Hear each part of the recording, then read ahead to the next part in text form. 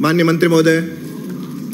माननीय अध्यक्ष महोदय, खंड 1 जी नहीं, जीबीएच मेडिकल कॉलेज खंड हॉस्पिटल में नियमानुसार फायर फाइटिंग से संबंधित समस्त उपकरण स्थापित किए गए हैं। नगर निगम उदयपुर द्वारा फायर फाइटिंग की एनओसी भी जारी की गई है। अस्पताल में बायोमेडिकल वेस्ट तथा पोल्यूशन कंट्रोल बोर्ड द्वारा निर्धारित प्रक्रिया नियमानुसार वेस्ट संग्रहण हेतु एक कक्ष निर्धारित है। साथ ही रजिस्टर का संधारण कर मान्यता प्राप्त संस्थान द्वारा बायोमेडिकल वेस्ट की निस्तारण किया जा रहा है। खंड 2 जी नहीं, संस्थान द्वारा अस्पताल परिसर में सीवरेज ट्रीटमेंट प्लांट स्थापित किया गया है एवं ट्रीटेड पानी का उपयोग अस्पताल परिसर में बागवानी हेतु किया जाता है। साथ ही बरसाती पानी की निकासी हेतु संस्थान की दीवार से लगते हुए प्रकृति कच्चे नाले में पाइपलाइन द्वारा निकासी की व्यवस्था की गई है। उपखंड अधिकारी उदयपुर की मौका मुआयना रिपोर्ट परिशिष्ट 1 पे संलग्न है। माननीय सदस्य। अध्यक्ष महोदय, मंत्री महोदय ने जवाब दिया है उससे मैं संतुष्ट हूँ, मगर इस प्राकृतिक नाले को इस परिसर में से ने जो निकल रहा है उसको ओपन नहीं रख के इसको पाट दिया है और पाइप द्वारा पानी ले जाने की वजह से रोड पर पानी भरता है, क्योंकि पर्याप्त निकासी उसमें नहीं है। वो रोड पर पानी निकलकर टोटल खेतों में जाता है वो पानी। इसलिए क्या इसको बड़ा करके और ओपन करके या पूरी कैपेसिटी के हिसाब से इस नाले को बनवाने का विचार है? माननीय मंत्री महोदय। माननीय अध्यक्ष महोदय, ये जो जीबीएच मेडिकल कॉलेज हॉस्पिटल है ये American institute of medical sciences का ओनरशिप के अंडर है। हमारे विभाग ने 2015 में एनओसी इनको जारी की और एसेंशियलिटी सर्टिफिकेट हमने प्रदान कर दिया।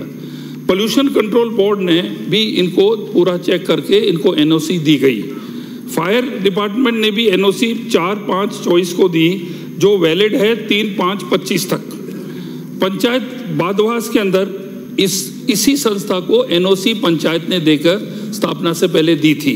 अब जितने भी पैरामीटर्स हैं वो इस संस्था ने फुलफिल कर लिए हैं। अभी इनकी माननीय विधायक महोदय की शिकायत पर एसडीएम ने भी जाके वहाँ पर जानकारी की और उसने पाया कि जो उन्होंने पाइपलाइंस लगाए हैं वगैरह, उसकी रिपोर्ट के अनुसार इन्होंने कोई भी उल्लंघन नहीं किया है। मेरा यही अर्ज है कि इसके अंदर ग्राम पंचायत, पोल्यूशन बोर्ड और मैं कलेक्टर को भी हम कह देंगे कि एक बारी दोबारा जांच करा के और आपके जितने भी आप इश्यूज रेज करते हैं वो कलेक्टर के कमेटी के अंदर इसको रिव्यू कर लिया जाए ताकि इसका आपकी जो समस्या दूर हो। ठीक है।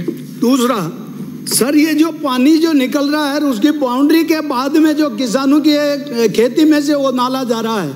अब मैंने पहले भी इसके बारे में चर्चा की थी अध्यक्ष महोदय, मगर इसका समाधान नहीं हुआ था।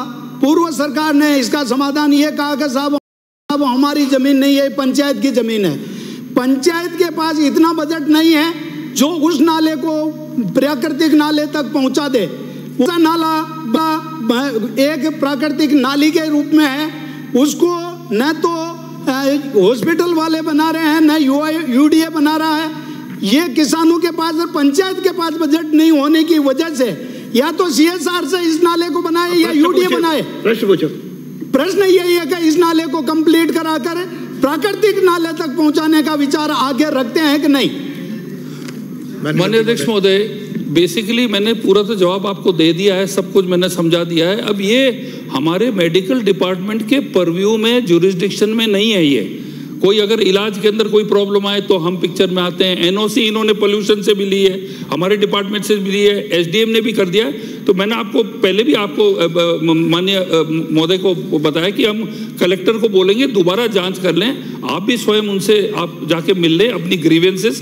तो ये जो पंचायत का इशू और ये जो कलेक्टर के अंडर है डिपार्टमेंट से संबंधित तो वहाँ बता दें। हाँ, आपको वैसे तो माननीय सदस्य यहाँ उठाते हैं तो उनको कलेक्टर से या किसी से मिलने की जरूरत नहीं होनी चाहिए। यहाँ मुद्दा आया है, माननीय मंत्री जी भी मान रहे हैं। मैं तो एक ही बात कहना चाहूँगा, क्या सरकार जिन जिन विभागों का इसके अंदर रोल है उन विभागों की एक उच्च स्तरीय कमेटी बनाकर इसकी जांच कराना चाहती है। और दूसरा, जिन लोगों ने एनओसी दी है, क्योंकि दोनों ही चीजें हैं, अगर एनओसी दी है और पानी वहां भर रहा है तो एनओसी गलत दी है, तो क्या सरकार इस पूरे मामले की जांच कराएगी कि एनओसी दी गई है तो गलत दी गई है? माननीय अध्यक्ष महोदय, अरे शांत रहिए, आपके मंत्री जी बोल रहे हैं। सही दिक्कत है ना, तो क्वेश्चन लगाने छोड़ दो। उत्तर आ गया, उत्तर आने क्वेश्चन लगाने छोड़ दो, जितने क्वेश्चन लगाओगे उतनी तुम्हारी ये सारी स्थिति है क्लियर होगी। अरे माननीय उत्तर दीजिए। आपके मंत्री बोल रहे हैं, मेरी बात सुनो। चबड़ा व सिपो बड़ौद में गत 3 वर्षों में, अरे मंत्री जी बोल रहे हैं, अरे मंत्री जी बोल रहे हैं आपके, एक मिनट रुको। अरे माननीय सदस्य, आपके मंत्री बोल रहे हैं, प्रतिपक्ष के नेता हर प्रश्न में प्रश्न पूछते अरे हैं। आपके मंत्री बोल रहे हैं, हर प्रश्न में प्रश्न पूछते हैं। इनको सक्षम है उत्तर दे देंगे, सक्षम है उत्तर दे देंगे। माननीय मंत्री महोदय, लीडर ने ऑपोजिशन ने ये बोला कि मंत्री जी मान रहे हैं, मैंने तो देखा नहीं।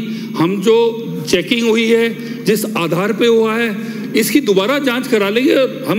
आप सही बोल रहे हैं कि जो एनओसी किसने दी, इसके अंदर जो आपके पोल्यूशन बोर्ड में कैसे इसको दिया गया, अभी एसटीपी प्लांट है, इसकी पूरी जांच करी आप जांच करवा देंगे। अगला प्रश्न श्री केसाराम चौधरी, प्रश्न संख्या